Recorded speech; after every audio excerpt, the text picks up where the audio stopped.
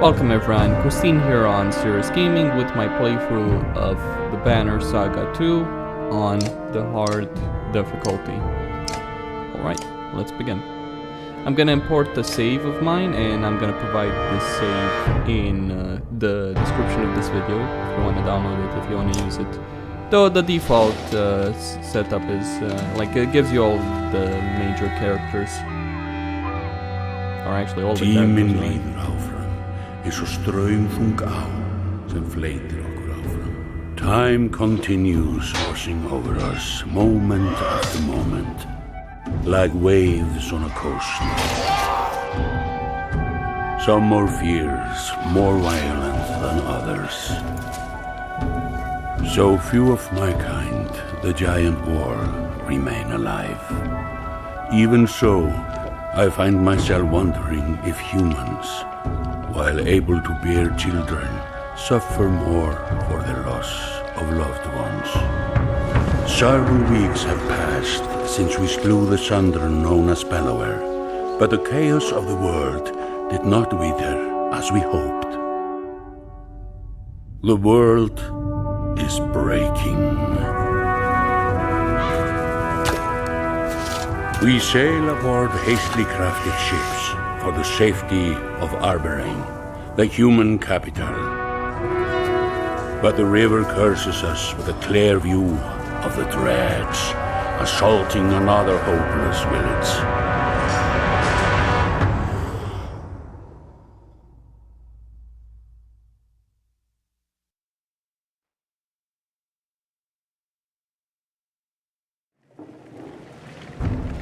All right. So, move away from those glowing rocks because they explode. This one's mine. You didn't hear what your dad had to say.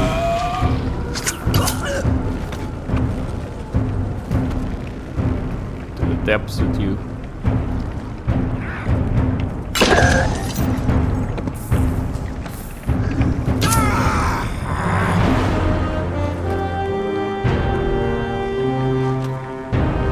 Hello to Rook. One shot's one of those guys.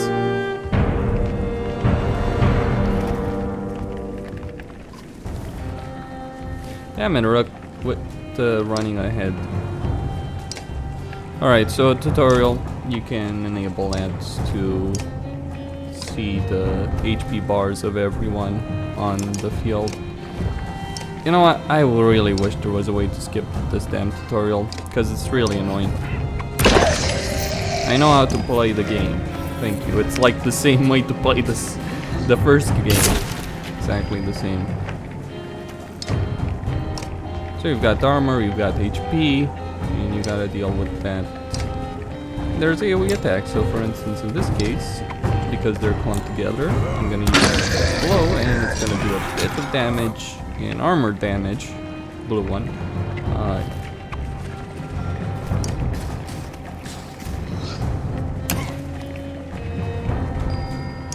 Yeah, okay.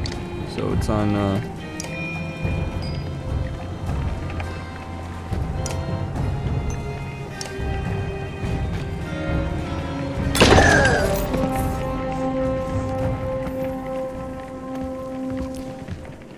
not finished.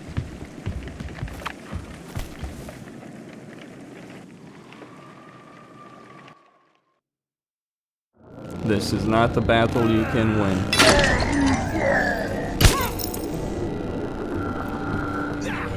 You know what? I'm gonna try anyway. So I only have Rook, and so next one is this, next that.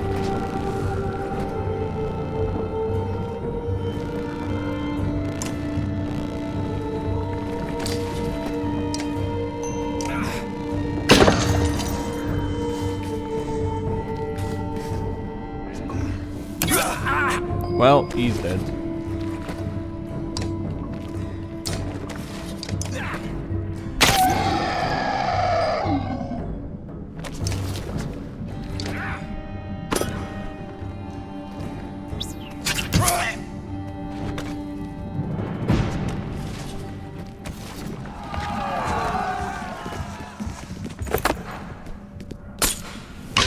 A final blow directed at your head is deflected and giant horns slam into the dredge surrounding you.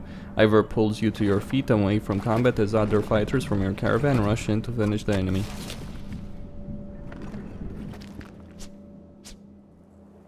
Ivor moves you past the crowd of worried villagers, ensuring you can stand on your own. I don't know what you were. He stops speaking as the village chieftain approaches.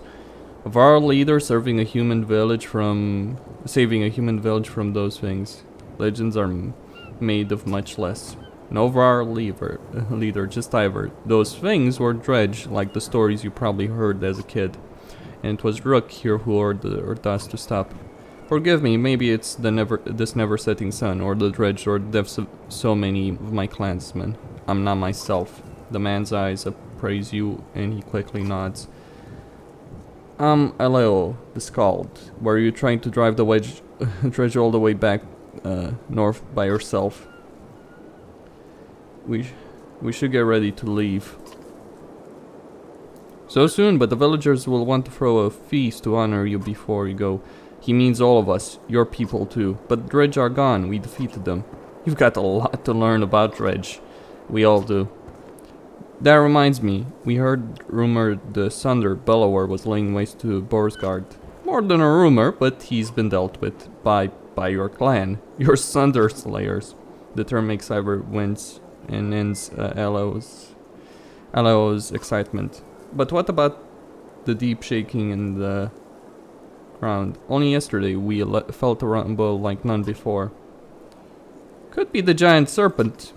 You know, the serpent that was supposed to destroy the world, and now it's like, I can't destroy the world. Something's missing. Something's consuming it, but not me. The serpent and the sun are under mirror. I'm no holy man, but joking about dead gods feels wrong. But as opposite as Randomir it gets, this one's determined to swallow a soul. The skull looks skeptical. Killing the Sunder is a big enough tale on its own for now. Well, this is if we believe Juno. Now let's get ready to leave. Not to sound ungrateful, but this place, it's all we have. It's our home. Don't be stupid. More dredge are coming. Wanting to defend what's yours isn't stupid. You know that. I know this village lost fighters today, so they have less of a chance defending themselves tomorrow. Rook is right. I hoped their defeat here today would keep the dredge away, but when voiced, the Scald looks around at the small huts of his village. Borsgard is the only other place I've seen in my life. This small village is all my family knows. Are things really as tragic as you're making them sound? Probably worse. Hello. He looks back and forth between you and Ivor before nodding. Packing and tending to our dead will take some time, but I'll have everyone on the ship soon. Hello heads back to the village to organize supplies. Ivor, one of the giants known as Varl, has fought dredge in the northern wastes, personally killed the Sunder Rays, and lost an arm to the Sunder Bellower. He has been by your side for everything, including the death of your daughter. Now you feel the weight of his full attention. What you pulled out there, fighting the dredge alone, was that tied to a let at all? The villagers could probably use your strength. Listen, I don't know what's in your head right now, but you dying won't bring your daughter back. You clench your jaw and look away. These people need you more than they know. Their lives depend on your decisions. He walks towards the village, leaving you alone with your thoughts.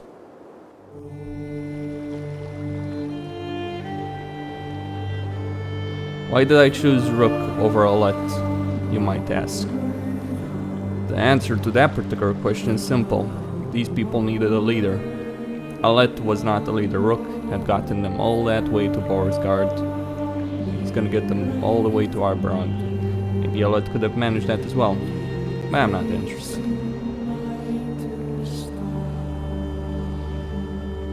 Also, you know, it's perhaps atypical to see the father let his daughter die and then continue leading instead of daughter coming into her own. That's something you might see, you know, the daughter coming into her own, or the child coming into her own, or his own, and taking the reins from their father, even though they have no idea what they're doing. So this is atypical. The traveling merchants are surprisingly well stocked, Ubin, the old viral dub scrivener, says. Since Borsgard our number have grown, people have scavenged for food and eaten it too. Regardless, we'll need plenty of supplies considering our destination. We do have 28 days of supplies. I have 280 viral, 80 fighters. You get more if you load save, but you also get more clansmen, which are just mouths to feed. So there's pros and cons. Thanks, Ubin. Of course, he says. Oh, almost forgot. There's something ruffling the feathers of the ravens. The mercenaries who followed us from Borsgard. Chat with their leader, Bolver. But be careful, he's not like other Varl. Alright. So where to buy supplies? Okay.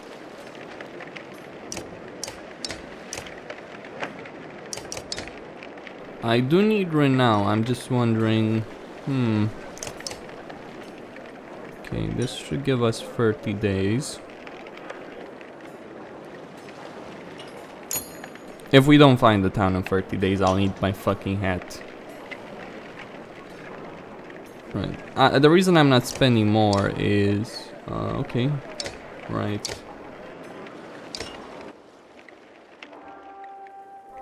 The viral mercenary leader, Borvik, and a rather large female fighter are talking to Juna, a member of the Spellweaving Menders Council.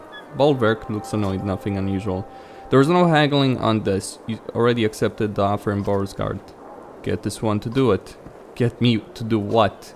If Juno is surprised by her presence, it doesn't show. She continues to stare straight at the Varl. Rook is seeing to the survival of this caravan, something I doubt you care to do.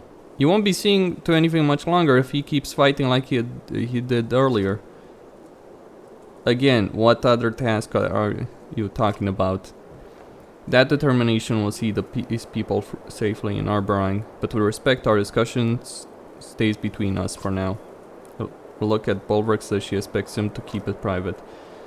Iwan needs my help with healing the wounded, but we shall leave soon. See Hakan at the dock when you're ready. Juno leaves without another word. Fan Valka. One of these days, Claw and Fang will get thirsty for Spellweaver blood. Claw and Fang. His axes. The large axe heads are polished, the blades sharp, and the cheeks scarred from plenty of use.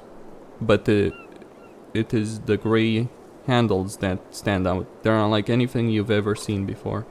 How long are you going to let Juno tell you what to do? You avoid his goading. Only to Arborine, then it's King Main Ulf's job. Like he's got the answer to any of this. He'd really piss himself if he ever saw a dredge. The pig-tailed fighter laughs. Have we not? I'm Falka, a shield maiden in charge of keeping the ravens alive. Bolvert gives her a stern look, but she doesn't back down. I already know who you are, chieftain.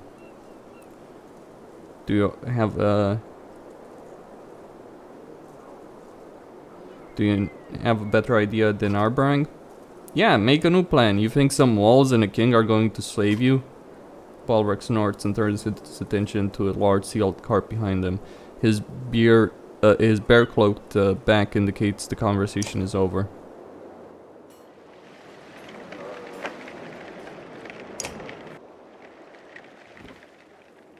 Alif, your former chieftain's widow, is demonstrating fletching an arrow to a few people as you approach. Give us a moment, will you?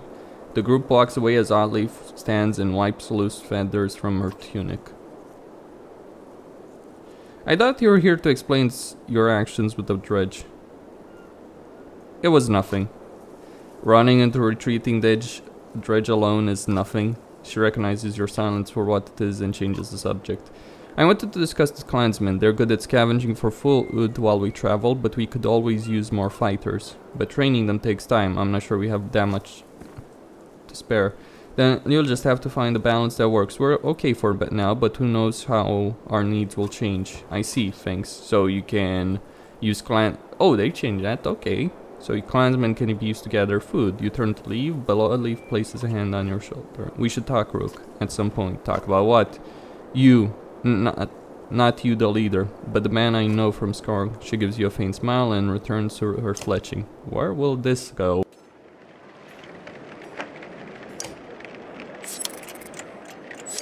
I'm just gonna wait until I have good willpower. There we go. The wooden planks of the well-used dock creak as you walk across them. Khan, a warrior recently acknowledged as king of the Varl, and paces on the dock. Not sure I was made for this, he says as you approach. Commanding in battle is one thing, but deciding how many chickens we need to bring? We've both made harder decisions than chickens, Hakon. True, Hakon says, but usually I'm following orders and only thinking about where to swing my axe. Now every decision affects the next. He pauses, then laughs deeply. Vognir, my last kinder, would have given me grief about thinking at all. Dark mood washes over him. His death remains a mystery, but I'll figure it out. Let's sail. Depart. After lighting the funeral pyre, the last villagers find seats on your rickety longships built of scrap wood, scavenged bars guard. The ravens find space around the large cart on their back black-sailed vessel, or slowly move all the boats into the river's current.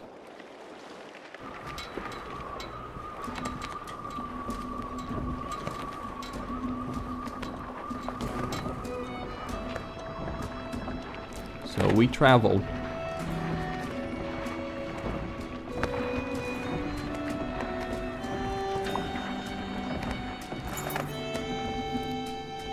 Hello, looks ill. At least it's not a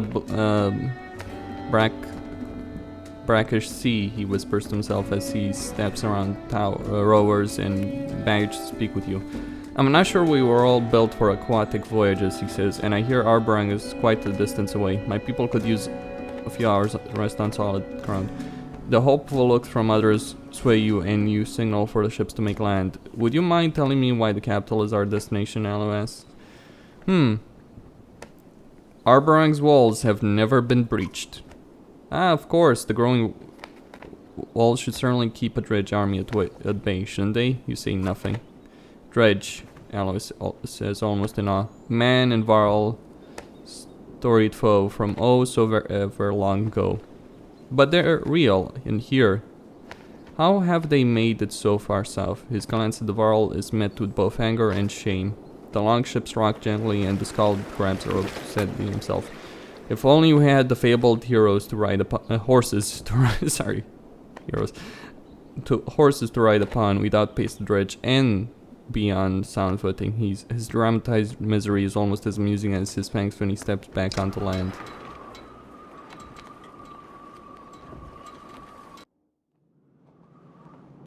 So, this is the map. We are here, and we need to get our way here.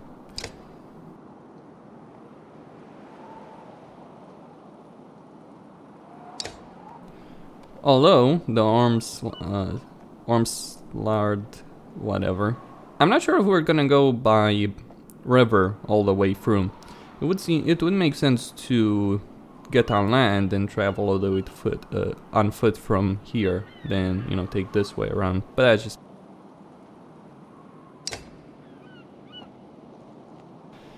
its towering obsidian walls have been pulled from the depths by the weaving power of the menders. As each new generation of resident builds another ring of walls, the city continues to grow larger, more indulgent, and more dangerous. Not a good place, right? The East Gateway Road. Ends March.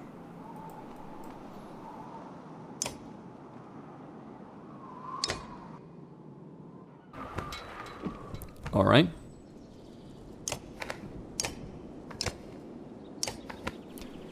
You are forced into making camp.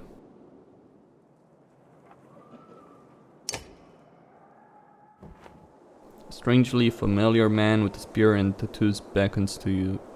His movements are somewhat odd, almost comical. You wouldn't be confused by Trigvy's presence if you'd supported this journey.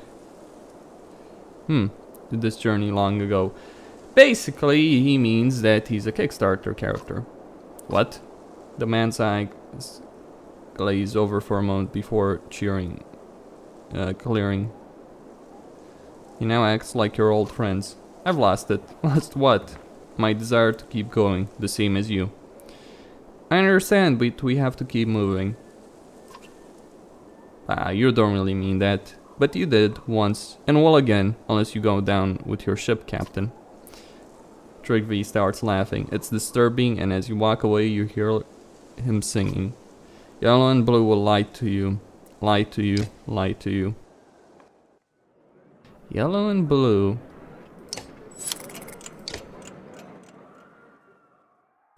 Items. Alright, so this is my army. You've got a bunch of people. Thing is, for the next battle, I'm gonna be using people that don't have axes. Something, Alright, so he's gonna get promoted to rank 5. I could promote him even further.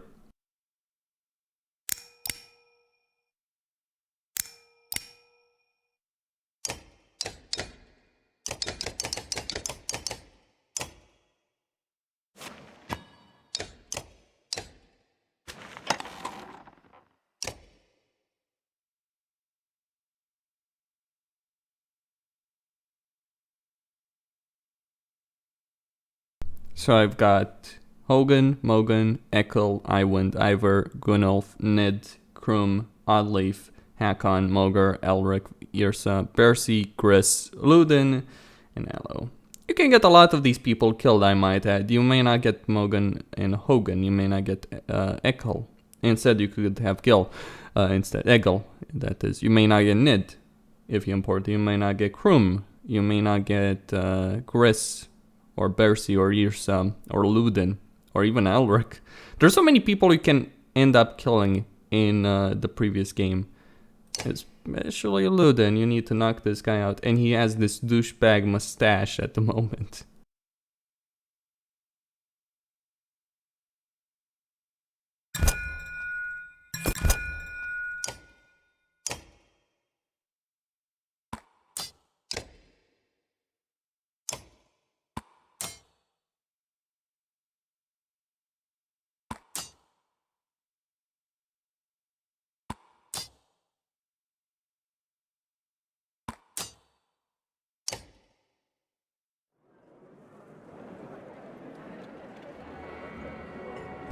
Did the Varl and their fortress die? I did deal with the bridge, after all. And Bellower's army did chase after me. I'm not sure if anyone attacked that after we destroyed the bridge. We'll see what kind of choices and what kind of consequences there are, and we'll see how much effort they put in these characters. Obviously, they have an opportunity to actually have some significant impact because they don't have voice acting in this, and that works. Like, I really like the story of the first Banner Saga. I like the setting, I like the art style, I like the journey. I don't much care for the battles of the game though, at any rate.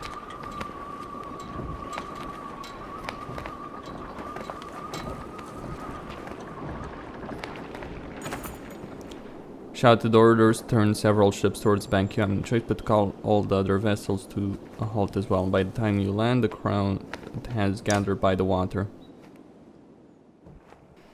A man in fine clothes and missing a hand stands in the center of the others. He smirks as you approach. And here he is, the famed self-proclaimed ruler of us all. Are you the reason for this delay? I don't answer questions from backwater scum, no matter how high they've risen in the pond. Then I'll stop asking. Get back onto the boats. You don't know who you're talking to, do you?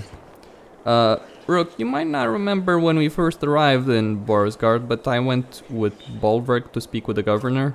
What's your point? Well, this is Ruga, the governor.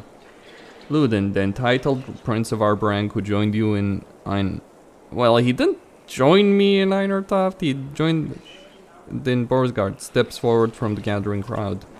The former governor from what was Borisgard, actually. Careful, prince, rivers are dangerous, especially this far from your other side. The threat causes a few gaps from the clansmen. Ludin's bodyguard, the usually quiet Varl Bercy, growls, but is waved off by the young prince. The men there and I were just discussing the Rook's banner. It will make a nice addition to Borisgard. Doesn't Prince Ludin outrank you? Ludin glances at you, a brief look of appreciation upon his face. If anything, Rook's banner would join our ranks, or are you claiming control of the entire kingdom too? I'm just trying to guide my vulnerable prince home with some dignity and proper leadership. I'm pretty sure at this point Ludin has learned some proper leadership. Just saying. But it was Rook who led the fight against Bellower, while you hid in your great hall, Governor. Overseeing a besieged town is in Hindmender. Oh yeah, you oversee it. We held the walls, by the way. Just as fighting in battle isn't necessarily leading. But Rook kept us alive across the frozen waste. He did, cries a man. Saved us at diner top too, a woman adds. Others join in, listing your deeds and cheering your name. And it is settled, no more delays. Rook is our official guide to our brand, but will consult with me on major decisions. Everyone, just get back to the boats. Yes, return to the ships. The helmeted guard next to Ruga makes a gesture for only the governor to see. Ruga laughs as the crowd disperses. Prince, your guide has a lot to learn before our brang. Maybe I should have the Varl cut off your fucking head. I'm just saying. So, Costin signing out. And the reason I'm pausing this is because there is a major battle that would actually take a while to get from. So, signing out.